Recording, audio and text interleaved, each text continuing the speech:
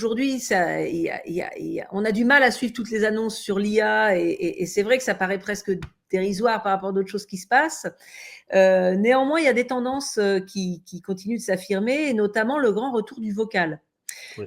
Donc Alexa, l'assistant vocal d'Amazon, a annoncé une nouvelle version Alexa Plus qui intègre de l'IA. Pour rappeler ce qu'est Alexa, Alexa, c'était un peu le bébé de Jeff Bezos. Ça a été lancé en 2014 avec dans l'idée que l'interface entre le client Amazon et Amazon pour la collecte de données et pour le shopping et pour plein de choses serait cette interface Alexa. Alors, Alexa, c'est le software. Ensuite, il est accessible via une enceinte connectée Echo ou via Fire TV ou via les éléments de domotique de la maison ou via la voiture. Donc, c'est vraiment c'est un canal de conversation exclusif. Donc, ça a toujours été le bébé de Bezos et il l'a beaucoup mis en avant, et Amazon a fait pratiquement 3 ou 4 pubs du Super Bowl assez marrantes d'ailleurs sur Alexa, avec vraiment l'idée d'être l'interface émotionnelle entre Amazon et ses clients, quoi.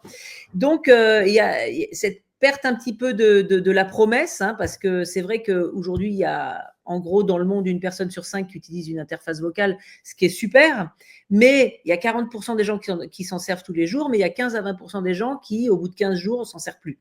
Donc, il n'y a pas un usage encore absolument optimal, et surtout, l'économie de l'assistant vocal pour Amazon, c'était qu'on ne faisait pas de l'argent sur le device, on faisait de l'argent sur les usages. C'est finalement en faisant du shopping via Alexa qu'on retrouvait son investissement. Ce n'est pas ce qui s'est passé, puisqu'il n'y a que 17% des gens qui font du shopping via Alexa. Donc, quand il y a eu un plan de licenciement l'an dernier, la direction qui a le plus souffert, c'est la direction des devices. Et puis, ils étaient partis un peu dans l'innovation tous azimuts, des ours en peluche connectés, etc., etc. Donc, c'est un peu rationaliser tout ça. Et surtout, entre-temps, est arrivé l'agent conversationnel.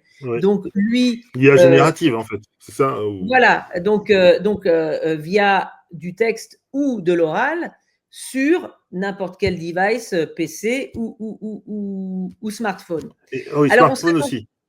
Oui, on serait tenté de dire, par exemple, Bixby de Samsung, Xiaomi a aussi le sien, ou Google, tout simplement, Google Assistant. Alors, finalement, on serait tenté de dire, est-ce que ce n'est pas deux choses qui sont en train de converger ? Des agents conversationnels qui étaient basés sur le texte, et ensuite on fait du text-to-speech, et puis finalement des devices dédiés, mais qui vont utiliser de l'IA. Et effectivement, Alexa Plus utilise l'IA d'Anthropic, Claude.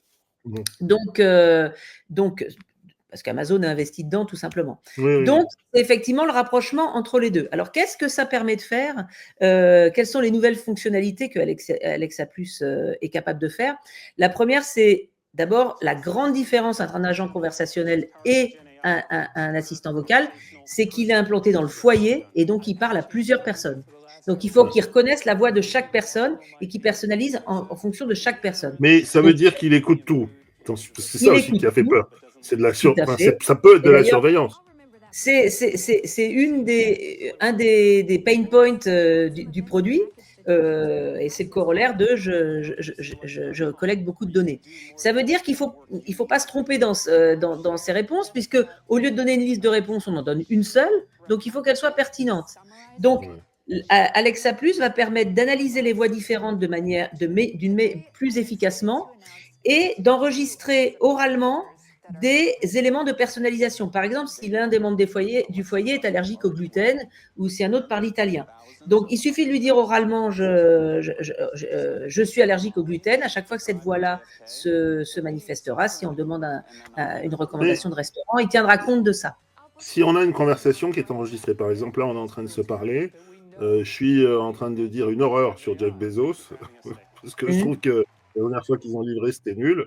Est-ce que ça intègre, et auquel cas on sait qu'il y a un scandale chez Apple sur lequel ils ont préféré payer parce que le téléphone finalement écoutait toute la conversation, et puis est-ce que c'est à la fois, ça a l'air séduisant, et puis quand tu te retrouves dans la pratique, j'ai une conversation, toutes les conversations de la maison sont enregistrées, et comment on peut alors, il y a déjà eu des dérives sur le Alexa de base. Ouais. Et maintenant, il communique sur l'enceinte de confiance.